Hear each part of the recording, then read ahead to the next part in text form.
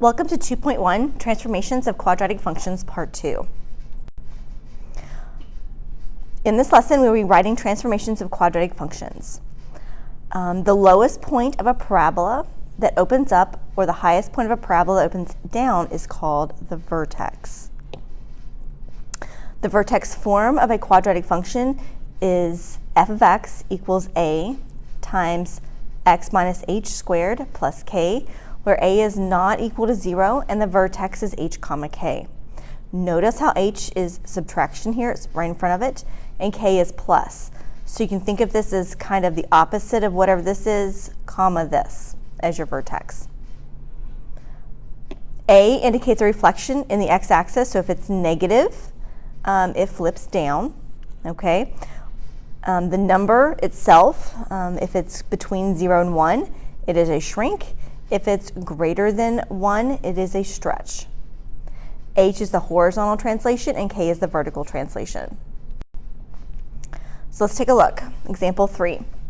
Writing a transformed quadratic function, let the graph of G be a vertical stretch by a factor of 2 and a reflection in the x-axis followed by a translation of 3 units down of the graph of f of x equals x squared. Write a rule for G in and identify the vertex. Okay, so we need to start. The original is f of x equals x squared. So let's do this one at a time, okay? So first thing we're going to do is a vertical stretch by a factor of 2. So that's just multiplying the thing by 2. And a reflection in the x-axis. That is flipping it down, so that's making the entire thing negative. Followed by a translation of 3 units down, so that is a minus 3 outside the function. So negative 2 times x squared minus 3. So there's your rule, and we're going to call that g of x. And that is in vertex form because we did not have a right or left translation. There is no set of parentheses here.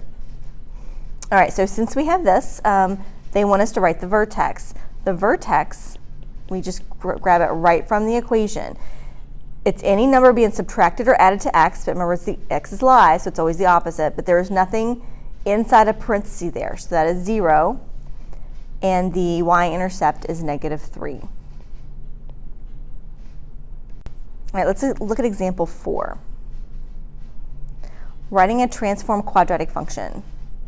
So let the graph of G be translated 3 units right, 2 units up, and followed by a reflection in the y-axis. So f of x equals x squared minus 5x. Write a rule for G.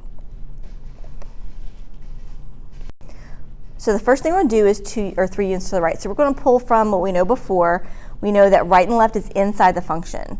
Okay, so f of x. So inside of f, we're going to plug in x, and to the right is minus, so we're going to subtract 3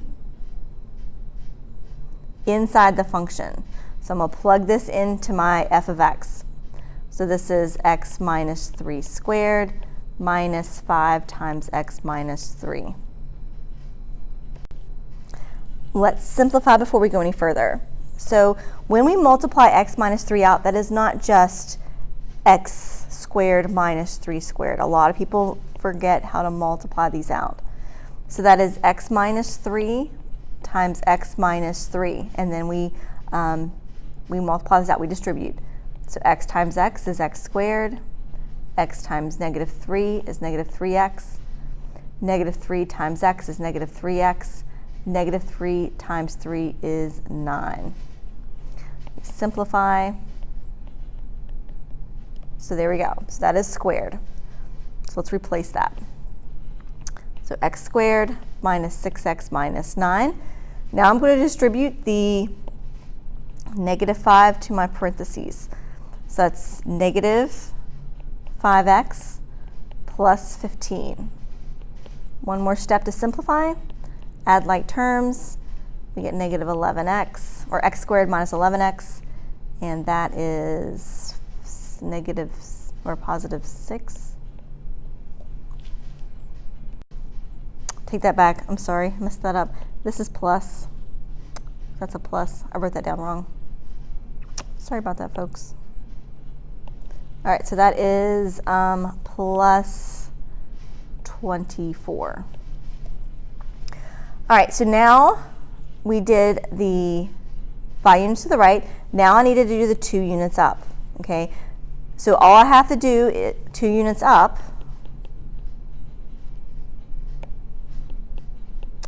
is I'm going to add 2 to the entire function. So add 2 to this entire thing. So that ends up being x squared minus 11x plus 26.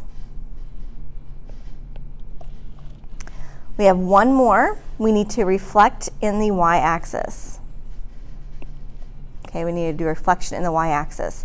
If you remember from last chapter, a reflection in the y-axis is that I plug in a negative in front of all the x values. So I plug in negative x. So let's do that.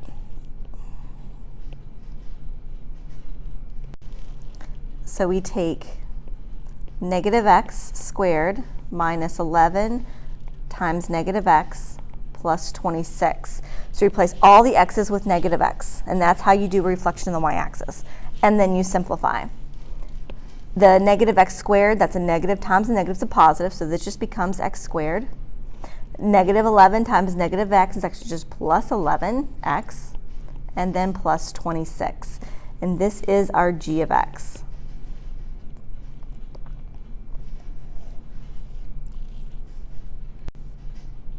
Let's look at example 5. Modeling with mathematics. The height h in feet of water spraying from a fire hose can be modeled by h of x equals negative 0.03x squared plus x plus 25, where x is the horizontal distance in feet from the fire truck. The crew raises the ladder so that the water hits the ground 10 feet farther from the fire truck. Write a function that models the new path of the water.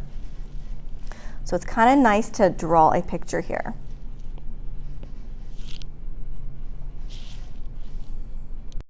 All right, so if this was our ladder, and I can't draw a fire truck. Yeah, that's my best truck, okay? So if this is our ladder, and they were spraying the water like that, okay? X is the distance from in feet.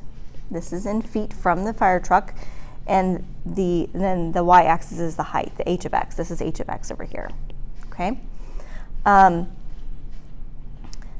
The crew raises the ladder, so this increases. Let me do a different color. They raise the ladder so it sprays 10 feet farther, okay? So they raise it. We don't know how much they raise it, but we know this distance increases by 10 feet. All right. All right, we're going to use a Desmos calculator to help us with this. We're going to graph the function negative 0.03 x squared plus x plus 25. All right, we can't see it in our graphs. We're going to shrink our graph down so we can see what we need to see. We need to see the height, and we need to see when it hits the ground. So we got a good picture in there. Okay, so that gives a good idea of what it looks like right now. All right, we know we want the equation, the height of the function, to be 0 when the x value is at 60. Okay, there we go. So we can see 60 better. So we want it to hit at 60, right? 0 at 60. But we need to figure out the actual value right now when it's at 60. So we're going to plug in 60 into our function. So h of 60 equals negative 0.03 times 60 squared plus 60 plus 25. Use your calculator, and you should get negative 23. So the height of the function at 60 currently is negative 23. So we need to bring that up 23 units, okay? So how do we do that? Well, we know how to do that. We have to just vertically shift our function 23 units higher. So we're going to add 23 to h of x to get our new function, which they didn't tell us what to call it, so we'll call it g of x. So we take h of x, we're going to add 23 to it. So that is negative 0.03 x squared plus x plus 25. We'll add 23 to that. And I told you we're going to call this g of x equals negative 0.03 x squared plus x plus 48.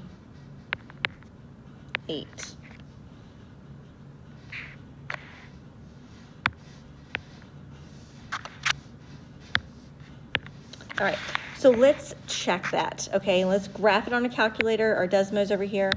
And just to check that to make sure that it is what we want it to do. It's doing what we want it to do. So we're going to graph this new function. Graph g of x.